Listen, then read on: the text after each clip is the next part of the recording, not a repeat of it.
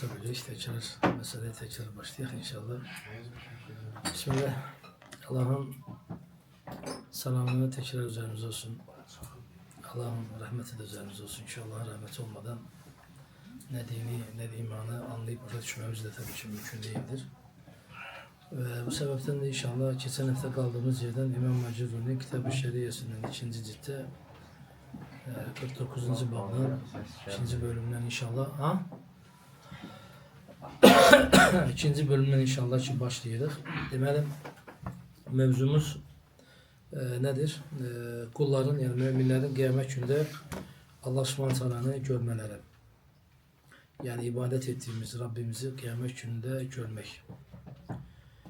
Batıl ehli, zallet ehli olan cehmiyeler nedir? Onlar iddia edirlər ki, biz kıyamet gününde Allah Subhanahu Teala'nı görmeyeceğiz.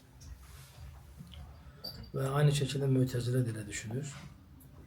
Ama Ehl-i Sünnet, yani bu meselede qəti olarak düşüncesi budur ki, itikadı budur ki, Allah Subhanahu Teala'yı hem kıyamette göreceğiz, hem Allah Subhanahu Teala'yı nedir? Cennete göreceğiz. Ve geçen hafta burada dedi ki, eğer üst çeviren ve itiraz eden cahil şansı ki onda bir ilim yoktur. Ve yahut da ki o cehmiler ki Allah onlara hak yolunu muvaffakat etmemiştir. Allah onlara hak yolunu muvaffakat etmemiştir. Ve şeytan onlarla oynamış ve Allah'ın muvaffakatına nail olmağa nedir? Böyle demiş, Allah Subhanahu Teala onları haram etmiş ve yalnız bunu kıyamet gününde nedir? Kıyamet gününde müminler görecektir. Ve böyle bir itikata biz sahip olduğumuz zaman, böyle bir şey geldiğimiz zaman veya böyle bir sual soruşursa ki biz hakikaten Allah Subhanahu Teala bizde başımızın üstünde olan gözle, yani hakikaten biz Allah Subhanahu Teala'yı bizi görmemiz mümkündür mü? Ve qîle lehu, bize soruşan, bu sualı soruşan adama biz diyeceğiz, naam, elhamdülillah, Allah'a hamdolsun ki biz Rabbimizi kıyamet gününde göreceğiz. Fe in qâle el cehmi, cehmi dese ki ben buna iman etmiyorum. Yani cehmi olan dese ki ben Allah'ın kıyamet gününde görüleceğine dair hiçbir iman etmiyorum dese biz buna ne diyeceğiz? Bizim cehmi olana ilk önce cevabımız budur ki cehmi itikadında olan düşünce İmam Macur Allah rahmet eylesin biraz sert düşünceye sahiptir. Ve qîle lehu, ona deyirlər ki sen keferte billahil azim, azameti olan, aziz olan Allah'ı sen inkar ettin ve kafir oldun. Bakın, bir Allah'ı görmeyi inkar eden bir cehmi bir tek bu meseleden dolayı deyir ki sen kafir oldun. Düşünün ki bir insanın bu meselede ilimsiz kalması veya bu meseleye önem vermemesi veyahut da ki bu mesele mənim üçün önemli değil, ben inanmıram Allah'ı göreceğiz kıyamet gününde. Allah Ehl-i Sünnetin, selefin hemen ona cevabı ki sen kafirsin. Bize kelime deyirler. Qîle lehu keferte billahil azim. Sen Allah'a bundan dolayı nedir? Allah'a karşı kafir oldun. Fe in qâle, eğer dese ki yaxşı ve mel hücce. Şimdi tabii ki bunu deyip geçmek de doğru değil. Mesela şimdi günümüzde birçok meseleler var. Bizden soruşulur. Biz deyəndə ki bu küfürdür veya da sen küfür etikatına sahipsen ama ben delilini bilmirəm. Bu olmaz. Yani bu ya deməlisən ya ümumiyyətlə bu konuya girməməlisən. Dəlilin yoxdursa uzaqlaşmalısan, söhbət belə eləməməlisən, cavab belə verməməlisən. Etiqad etdiyin bir məsələdə küfür və şirk məsələsinin sonucu gəlib çıxacaqsa, eğer sen delilleriyle bir meseleni ortaya koyabileceksənsə de buyur o zaman delilleri ispat eder. Ve burada Şeyh'in özü güzel şekilde meseleye cevap verir ki, eğer dese ki وَمَا الْحُجَّةُ, yani senin hüccetin nedir? Sen bana teşbih etsin. Sen delilin nedir? Diye biz ona diyerek ki sen Kur'an'ı ve sünneti, radettir Kur'an'ı ve sünnet. Diyenneke sen ona göre kafir oldun ki radettir Kur'an'ı ve sünnet ve kavlu sahabe ve kavlu ulema. Sen Kur'an'ı ve sünneti reddettin ve sahabenin sözünü reddettin Ve kavlul ulema el muslimin, Müslümanların nedir? Alimlerini de aynı şekilde sen nedir? Reddettin. Sen bunları reddetmekle ne oldun? Sen kafir oldun. Bakın burada fikir verin, dəlillə necə başlayır? Deyir, sen Kur'an'ı ve sünneti reddettin. Demedi ki birinci ve kavlu sahabəni demedi. Ve kavlul ulema demedi. Çünkü kavlul ulemaya göre bir insanı bu şekilde açıktan tekfir etmek olmaz. Yani mesela alimler bu baydaki kitap yazıblar ki usul kitaplarında sahabenin sözü hüccet midir değil midir bu tartışılırken sahabeden sonra gelen bir alimin sözü necə tartışılmasın ki? Buna göre mesela ben falan şeyhe soruştum, sen kafirsen. Ben falan kese soruştum, sen beləsən. Ben falan kitapta okudum, falan ayetin tefsirinde beləydir, sen de bunun altına girirsen, sen kafirsen. Mesela biz bu günler bir ders işledik, Münafıkın suresinin tefsirinde dedik, ne dedik? Biz münafıkların alametlerini, münafıkların vasıflarını elimizde delil, kati delil olmadığı zaman alametleri söyleyebiliriz. Ki kardeşim ben sende bu vasfı görürüm. Ve yaxud da ki sələfin istifadə elədiyi söz. Fike cehmiye, sende cehmiyelik var.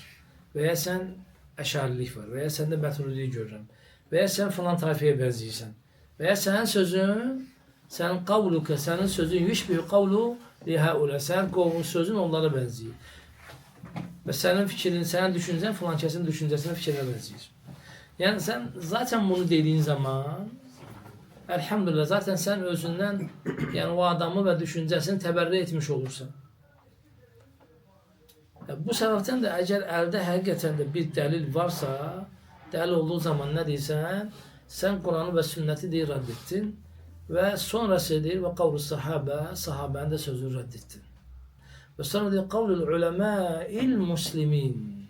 Yani sen Müslümanların imamları. Bak demedi sadece ulemanın sözünü demedi. Neye göre Müslümanları? Çünkü burada Müslümanların alimlerinin her birisi. Yani sadece müştehitler değil.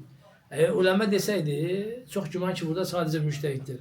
Yani müştehit olan, olmayan, mezhep alimi olmayan kim varsa İslam alimlerinin hamısının nedir? İtikadı burada bu meseledir. Bu şekildedir. Ve sonra devam eder ki وَاتَّبَعْتَ ve sen tabi olun ya gayri sebilel müminin sen müminlerin gayri sebilel müminlerin yolundan başka bir yola tabi oldun. Yani bunun özü de elave bir delildir. Yani sen nedir? Müminlerin yolundan başka bir yola tabi olmağın da bunun özü de bir dalalettir ve bunun özü de bir küfürdür. Buna göre alimler hemen burada değiller ki müminlerin yolu bellidir, kafirlerin yolu bellidir. Kim müminlerin yolundan azıp kafirlerin yoluna tabi olarsa o İslam'dan çıkmıştır. Burada müminlerin yolu demişlerdi ki icmanın delili olan bir meseledir. Şimdi müminler bir meselede ittifak edilirse Müslümanlar bu demek ki icma var. Yani mütevvite bir itikat vardır.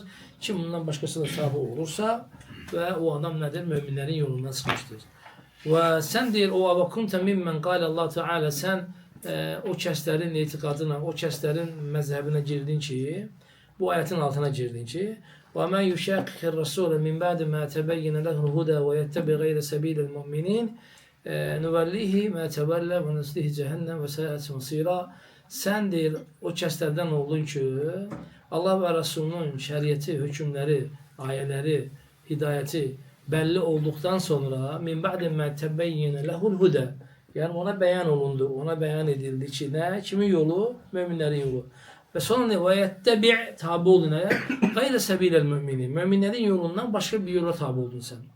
Yani müminlerin yolu neydi? İnançları neydi? Allah subhanahu teala kıyamet gününde görmek. Ve sen müminlerin yoluna saptın, başkalarının yoluna tabi oldun. Ve öyleyse ne olacak? Biz seni hara sürükleyeceğiz diye Allah subhanahu teala cehenneme işte orada nece kötü bir yol olur.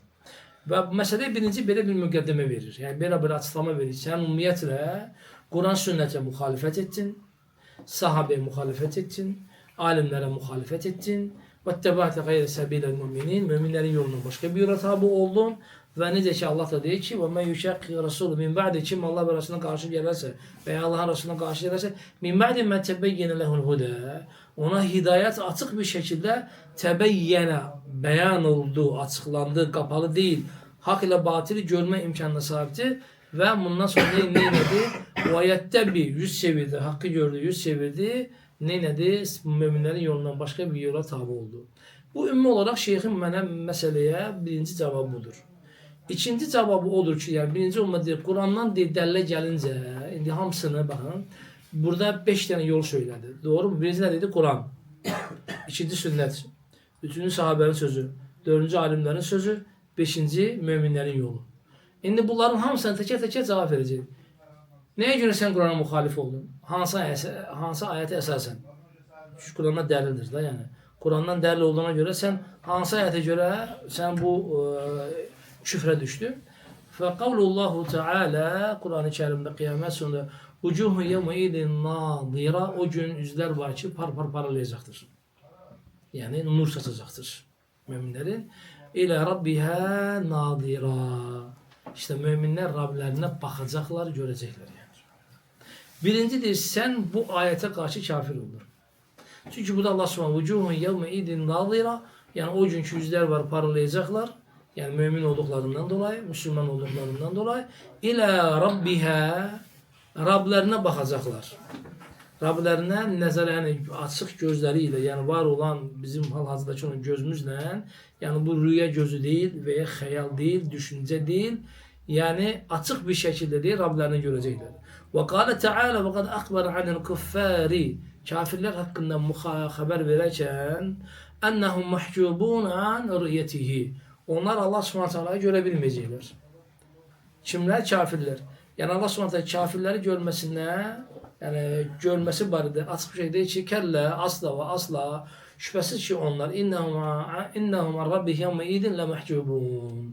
Onlar qiyamət günündə Rablərini görməyəcəklər, hicab olacaq, örtü olacaqlar, Allahı görməyəcəklər. Thumma innəhum ləsalul cəhim, onlar nədir? Cəhənnəmə atılacaqlar. Thumma yuqalu hədəl-ləzi kuntum bihi tükəzzibun. İşte sizin dünyada inkar etmenizin sebebi bugün sizin önünüzdedir. Yani siz neye göre bugün cehenneme atıldınız? Dünyada Rabbinizi inkar ettiniz, Rabbinizi görmeyi inkar ettiniz, Rabbinizin cennetini, cehennemi inkar ettiniz. Bunların hamısını inkar ettiğiniz için sizler cehenneme düştünüz. Fedelle bihadihil ayet. Bu ayetle, bu ayetler bize delildi ki ennel mu'minine yandurune ilallahi, onlar kıyamet günü Allah'a bakacaklar. Ve ennehum gayri mahşubin.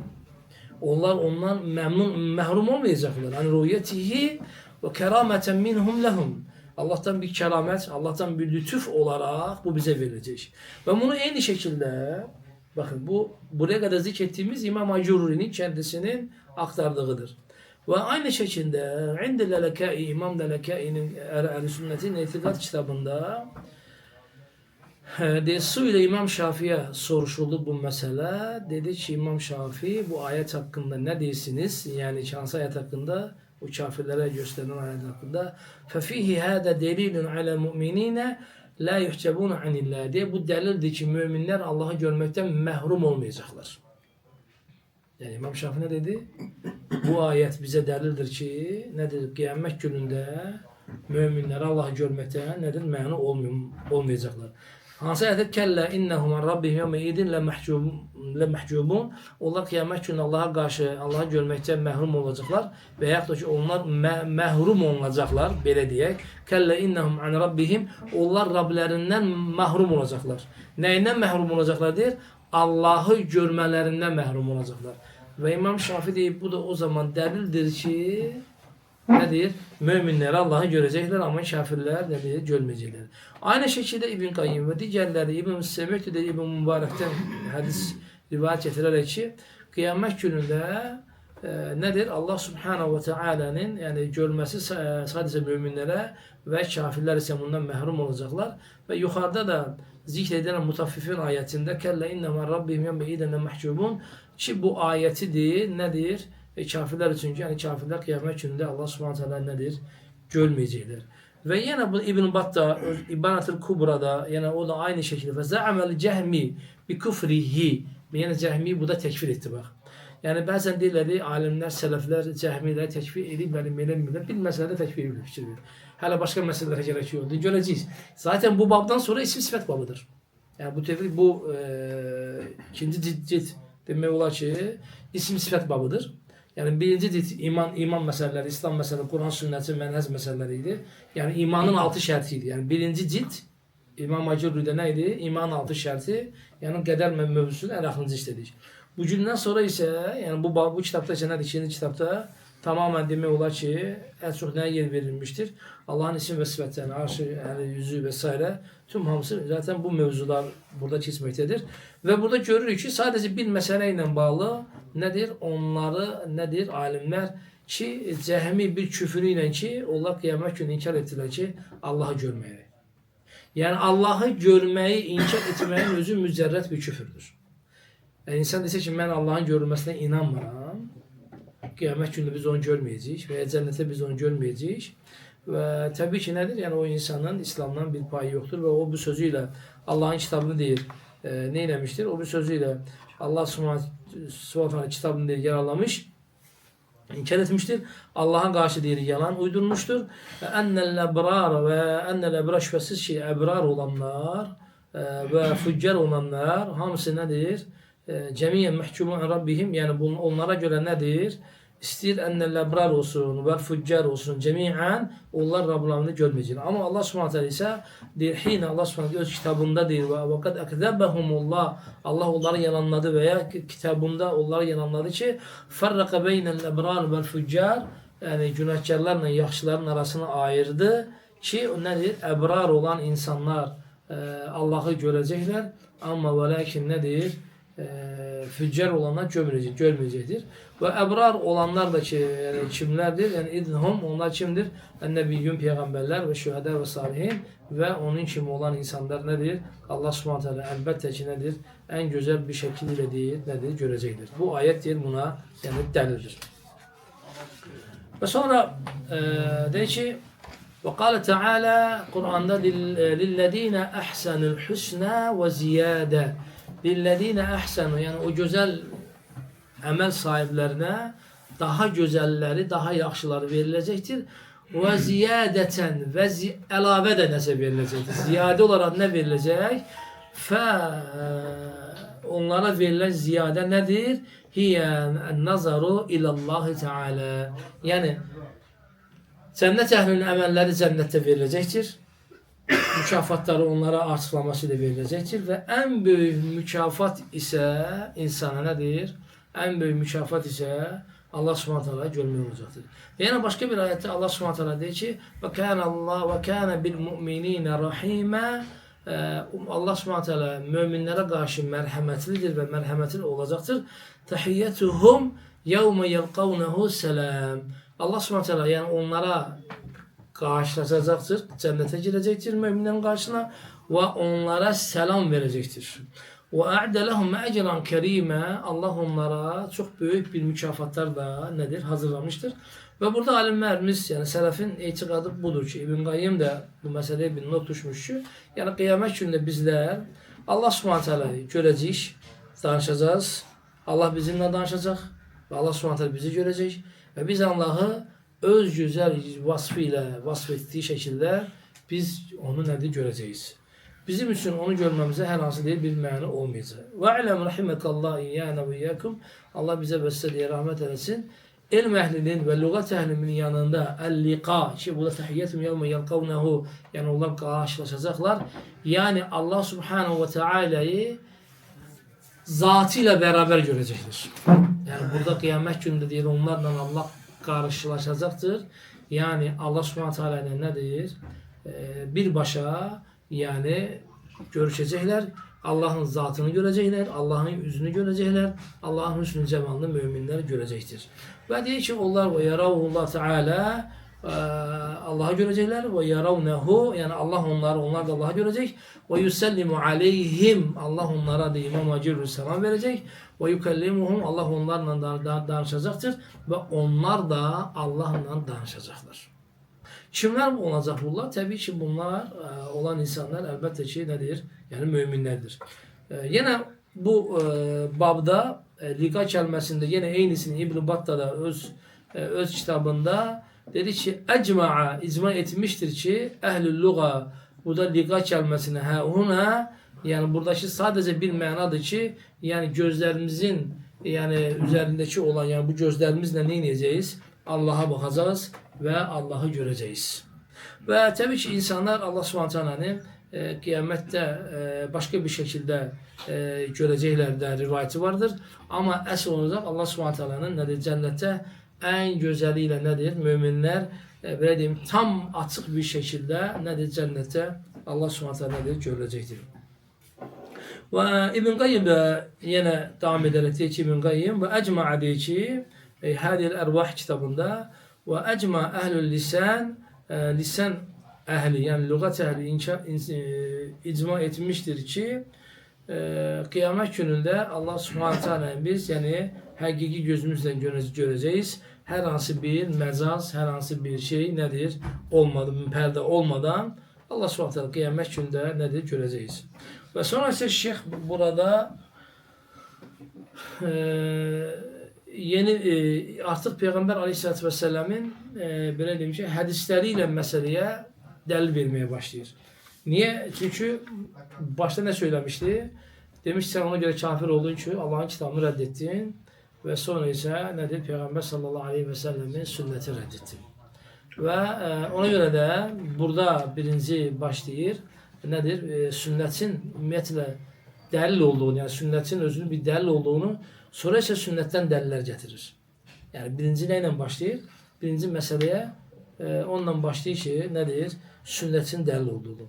Şimdi burada biz meselenin üzerinde biraz durmuş olarsak biz görürük ki bakın kardeşlerim Ehl-i Sünnetin mənhəcinə, Sələf Salihin mənhəcinə baxıb görürük ki, hiçbir zaman elimsiz hər hansı bir məsələni qəbul eləməyiblər. Rəddiyə verərkən də elimsiz şəkildə rəddiyə verməyiblər. Və rəddiyə verərkən də sıralamağa çox önəm göstəriblər. Yəni, ağzına gələni, beynində olan dəlillər, olmayan dəlillər deyil, sıralama dəlillər danışarkən çox önəmlidir. Və burada şeyx həm Quran ayətləri barəsində, baxın, elə bir ayətlər gətirdi ki, elə bir babla girişdi ki, məsəl üçün, mötəbər saydığımız 4-5 alim də eyni ayətin təfsirində eyni fikirləri söylədi. Yəni, sən mən bu gündə bidət əhlinə, şirk əhlinə, zəlalət əhlinə, hər hansı birilərinə bizlərin rəddiyə vermək istədiyi zaman və ya Allah'a və Rasulunu ispat etdiyimiz zaman da bizlər bax, bu yolu izləmək lazımdır. Mən belə düşünürəm, bu mənim fikrimə görədir, mənim düşüncəmə görədir deyil. Tamamilə sən, əgər qabaqdakının islah olmalı, dəvət olmalı istəyirsənsə, sənin birinci izləmən gerəkən yol, nə yoludur qardaş? Quran və sonra isə sünnətdən dəlil gətirmək. Qurandan dəlil gətirdikdən sonra isə, qarşıdakı insan sünnəti qəbul edirsə, əlhamdülillah, davam edəcəksən. Yox, sünnəti qəbul eləmirsə, sən sünnətin dəlil qaynağı olaraq olduğunu nədir? Adama ispat eləmən lazımdır. Sən bunu ispat elədikdən sonra keçirsən nə? Sahabənin sözünün hüccət olmasına. Bunu da ispat eləyəndən sonra alimlərin görüşlərinin nə dərəcə hüccət olduğunu ortaya qoymalısan və müsəlmanların görüşlərinin hüccət olduğunu ortaya qoymalısan ki, yəni qabaq tərəfin bütün düşüncələrini alt-üst etməlisən, yəni adamı nədir? İslama və imana, tevhidə dəvət etdikdən sonra və yaxud da ki, adamı küfrə və şirkə nisbət etdikdən sonra, onunla ittiham etdikdən sonra dəlillər üzərinə etməndən dolayı. Yəni, məsəl üçün, bir zamanlar belə bir şey var idi ki, yəni, müsəlmanların arasında böyük məsələlərdən danışılır. Deyirlər, dəlil yoldadır. Dəlil, filan alim var, o bizə görsənmir, yerin altındadır. Filan kitab var, o kitab bu günlər yoxa çıxıbdır. Filan kəsdir, bəhmən kəsdir, yox qardaşlar. Və bu məsələdə ayrıyətən dəlilləri gətirərkən, baxın, üzərində ittifaq olunan dəlillər gətirmək lazım. Üzərində ixtilaf olunan nə alim, nə dəlil gətirmək olmaz. Məsələn, baxırsan ki, bir adam baxırsan ki, özü əhl-i sünnət təciyyə və şərdən dəlil gətirir.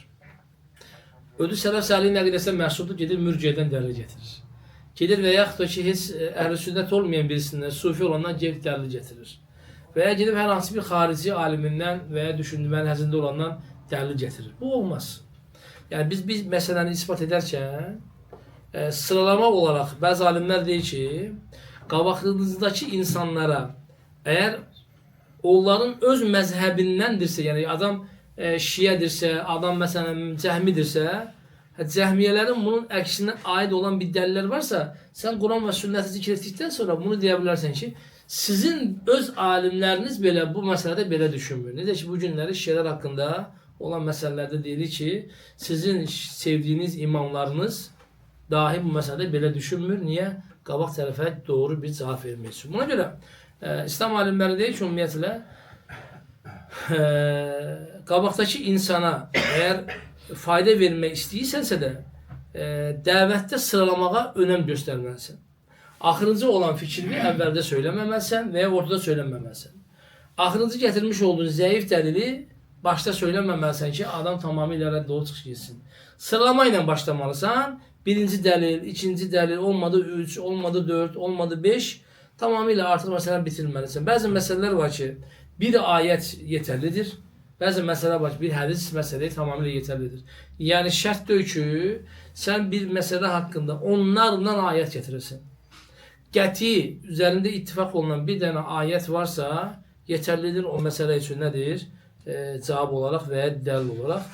İnşallah burada dururuq bu kitabdan. İnşallah həftəyə hədislərlə və sahabənin sözləri ilə nədir? Məsələmizə inşallah ki, davam edəcəyiz. Və əxü davana elhamdülillahi rabbil ələmin.